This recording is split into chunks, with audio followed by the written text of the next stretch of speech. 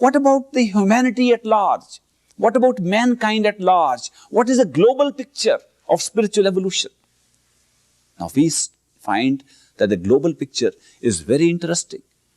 If we look at the globe, this earth, we find all these so-called God men, all these sons of God, all these masters, all these spiritual leaders who spoke the truth and gave us a message about our own spiritual reality within. They were born, spoke and taught in only a certain part of the globe, which we now call the Eastern, the Far Eastern and the Mid-West and the Mid-Eastern part of the globe. They didn't come to this West side at all. They did not come in the United States or North America or South America. You look at the history available to us for the last 10,000 years. How come? Were they partial to this universe, to this globe, to this earth planet, that they should only come on one side? What is the reason, when we look at the history of spiritual evolution, that most of them should have been on one side of the earth? It appears that earth itself has a personality. It looks like the planets have a personality. And that for centuries, this planet Earth has had its face on the eastern side. That was where the eyes and the mouth and the forehead of the earth has been. And you will notice, if that is the form of the earth, most of these people we speak of as spiritual leaders came from that area, taught from that area, and created a spiritual evolution that went beyond the technological and social evolution. The other side of the earth was like the back of the personality of the earth, fighting with its back to the wall, fighting for economic growth, fighting for technology, fighting for social values, fighting for external values, and ignoring spirituality. What happened? We found affluence, technology, all this on the other side of the world. So the West began to develop a special characteristic of affluence in material wealth, in technology, in ideas that led to greater creature comforts. The East, on the other hand, specialized in greater evolution of spiritual values, of what is more conducive to peace in the mind and peace upon earth, and therefore became the leader in the spiritual field. Today, a strange situation has happened. Technology has taken us to a level where it can be destructive, where it can destroy ourselves. It can be suicidal. The social sciences have not developed enough. Man's mind is still caught up in the great dilemma of how to meet the challenges of doubt and fear that mind itself generates. And in order to overcome that doubt and fear, man tries to be aggressive, to beat the enemy before the enemy can beat you. This seems to be the philosophy that pervades all societies, all evolutionary processes in which the mind predominates. Beat the other guy before he can beat you. This violent system is inborn in the mental process. When we use the mind excessively, it must happen inevitably. If we use the soul, peace, oneness, we are originating from the same single source of consciousness. When that spiritual value comes up, it is a complete negation of violence. It leads to peace, union, harmony, oneness.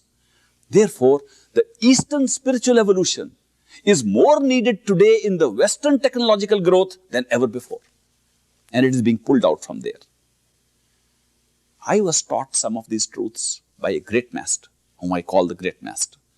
And that great master predicted half a century ago that this shift in the spiritual axis will take place upon the earth for precisely these reasons. When technology will reach a level that the affluence generated in material wealth for the human beings does not give them real happiness, real peace, they will try and turn to something that is different.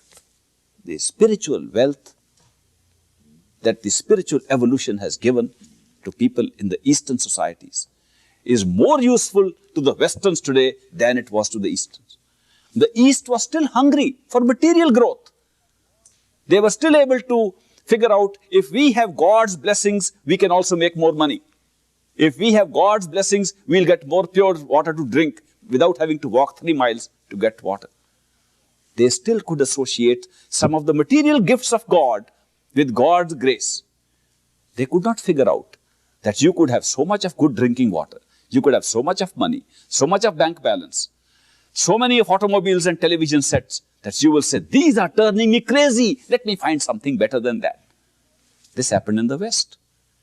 When affluence reached its peak, and when affluence created its own problems, when affluence did not solve the problem of violence and unhappiness in the mind, when affluence did not solve the problem of doubt and fear in the mind, the West had to turn to spirituality. Therefore, it began to import spirituality from the East and began to produce a genre of spirituality of its own. The spirituality that it brought from the East looked very odd. People thought they were cults. They were Eastern philosophies. These are the old gurus of voodoo style. They did not recognize that behind this facade of the gurudom, behind the facade of yogis and swamis and sadhus, behind that lay the real spiritual evolution that had taken place upon earth in the Eastern hemisphere. And that was a reliance upon the soul of a human being rather than the mind of a human being. The meditational process, which was practiced for centuries in the East, brought to the people a knowledge of their own self, a knowledge of the soul, which was not merely a knowledge of their mind and the intellectual process. And this knowledge of the soul is what distinguishes spiritual evolution upon this earth. Wherever people have been spiritually evolved, they have had greater awareness and more knowledge of their own soul, of their own spirit, and how consciousness operates without getting into doubt, fear, dilemma. When we rely heavily on mind and intellectual processes like reason and logic, we are caught in this dilemma, caught in these doubts and fears. When we rely on our soul, on our own self, we free ourselves from these doubts. We radiate and receive love.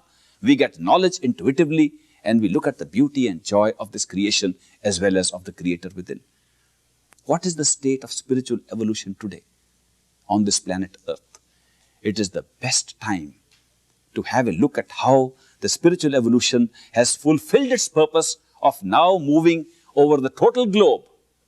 Having grown in the East, it is coming to the West. Having seen its intermingling with desire for affluence, with the distinction from affluence which could not produce the same kind of happiness, what has happened? The two have merged. The whole globe can now benefit from the present state of spiritual evolution on this planet Earth. Today we find that the East and West have met as never before.